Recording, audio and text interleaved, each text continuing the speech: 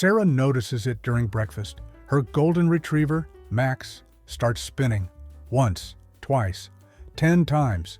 She laughs, pulls out her phone to record. But Max doesn't stop. 30 seconds becomes a minute becomes 5. His eyes are locked, pupils dilated, completely fixated on his own tail. Sarah stops recording. This isn't funny anymore. 3 weeks later, Max is still spinning, sometimes for 20 minutes straight. Sarah's tried everything, distracting him, playing fetch, even blocking his tail with her hand. Nothing works. Her vet shows her something on the computer screen. Brain scans. 2 dogs, same breed. One brain looks normal. The other, Max's, shows patterns identical to human OCD patients. Your dog isn't playing, the vet says. He's compulsive, and we might have created this when we created his breed. Here's the story nobody tells you. In 1885, a British veterinarian named John Woodroffe documented something strange.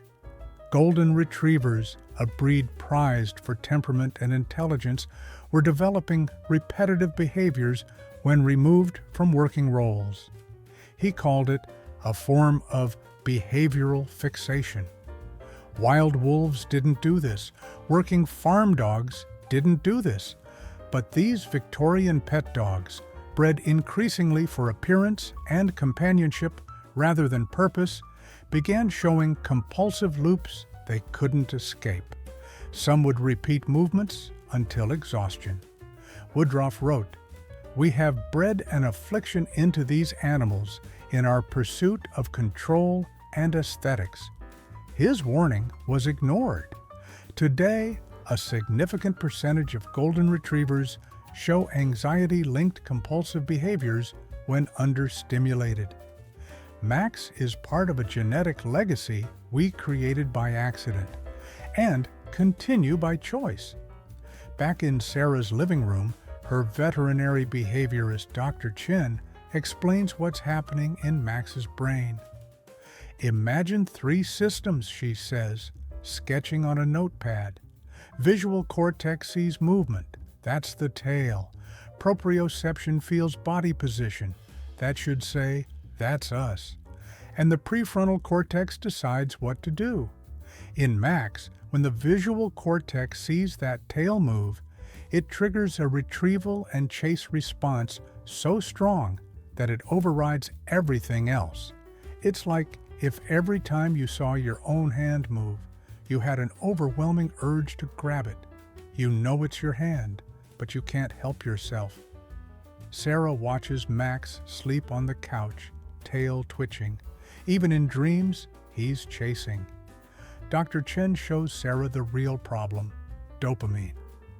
Every time Max chases his tail, his brain releases dopamine, the reward chemical. Same thing happens in human addiction.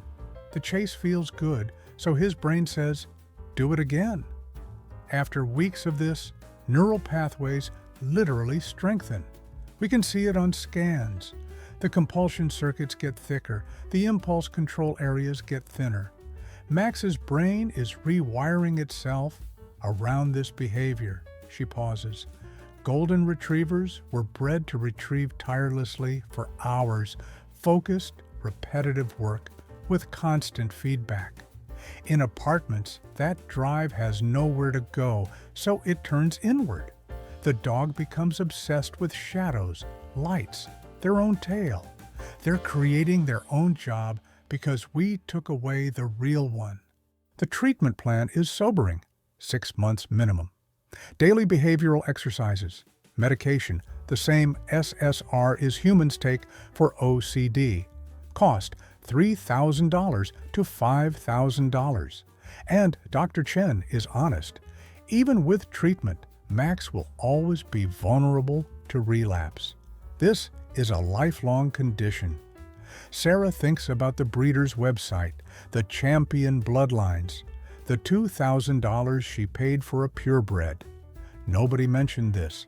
A study Dr. Chen shows her tracks 400 compulsive dogs. 23% develop skin lesions from biting, 15% need medication, 8% require intensive intervention. Max is one of thousands fighting a disorder shaped by human design. If you're finding this fascinating, hit that like button and subscribe to The Curious Mechanism for more hidden engineering stories. 3 months into treatment, Sarah learns to read the signs. Max has good days and bad days. Good days, he plays normally, retrieves his ball. The tail is just a tail. Bad days, he starts with a quick glance backward, then a full turn, then another. That's when Sarah intervenes, redirect, engage, break the pattern before it starts. Think of it like Tourette's, Dr. Chen explains during a checkup. Scolding him makes it worse. Punishment increases anxiety. Anxiety increases compulsion. You're not training him to stop. You're helping him manage a condition he didn't ask for. Max looks up at Sarah, tail wagging. In that moment, he's just a dog, but the condition is always there, waiting. Dr. Chen shows Sarah the brain scans again, months apart. The compulsion pathways are still there. They don't disappear, but new pathways are forming. This is what treatment does, she explains. We can't erase the disorder, but we can build alternative routes. When Max feels the urge to spin, we're teaching his brain to choose a different behavior. Get a toy, find Sarah, go to his bed. It's like building a detour around a damaged bridge. The bridge is still broken, but you have another way across. The medication helps too, raising serotonin levels that improve impulse control. But Sarah knows if she stops the routine, if Max gets stressed, if his environment changes, the spinning could come back. It's management, not cure. Sarah joins an online support group, owners of compulsive dogs. The stories are identical. A golden retriever in Seattle, a German shepherd in Atlanta, a border collie in Toronto, all spinning, chasing shadows, obsessing over lights. All high-drive breeds living in apartments while their owners work 9 to 5. One woman writes, "I rescued a retriever because I thought he was gentle and easy. I didn't know he needed a job." Another, "The breeder never mentioned mental health, just showed me the parents' show ribbons."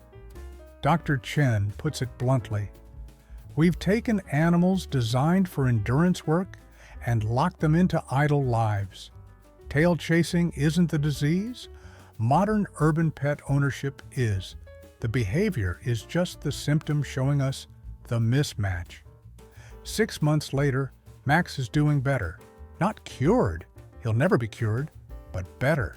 Sarah's learned his triggers, his warning signs, his calming routines. She's also learned something else. That spinning behavior she thought was cute. It was Max's brain showing her something was deeply wrong. Now when she sees tail-chasing videos online, millions of views, thousands of laughing emojis, she doesn't laugh.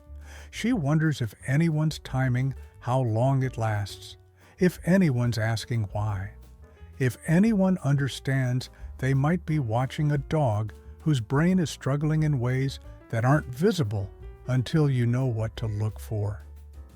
Max curls up beside her, tail still. For now, that's enough. If this story changed how you see tail chasing, subscribe to The Curious Mechanism and hit that like button. Share this with someone who might need to hear Max's story. This is The Curious Mechanism, exploring the invisible systems that keep the world running.